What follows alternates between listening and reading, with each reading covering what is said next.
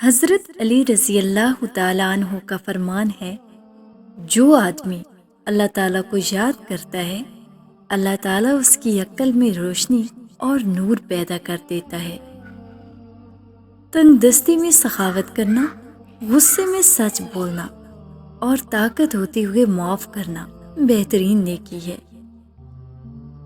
اپنوں کو ہمیشہ اپنے ہونے کا احساس دلاؤ، ورنہ وقت آپ کے اپنوں کو آپ کے بغیر جینا سکھا دے گا۔ اپنے اعمال کے وزن کو خیرات سے بھاری کرو۔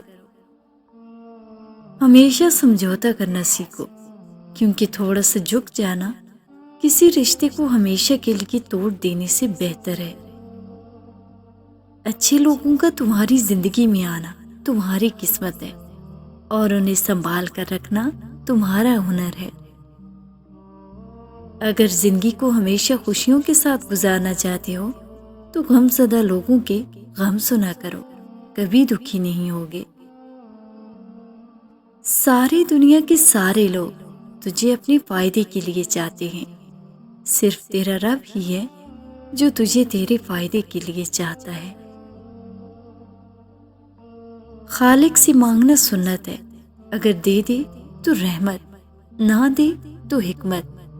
مخلوق سے مانگنا ذلت ہے، اگر دے دے تو احسان، نہ دے تو شرمندگی۔ زیادہ مذاق کرنے سے آدمی کی عزت چلی جاتی ہے اور لوگوں سے دشمنی پیدا ہو جاتی ہے۔ کبھی تم دوسروں کے لیے دل سے دعا مانگ کر دیکھو، تمہیں اپنے لیے دعا مانگنے کی ضرورت ہی نہیں پڑے گی۔ پریشانیاں حالات سے نہیں بلکہ خیالات سے پیدا ہوتی ہیں۔ جو شخص تمہارا غصہ برداشت کر لے اور ثابت قدم رہے تو وہ تمہارا سچا دوست ہے۔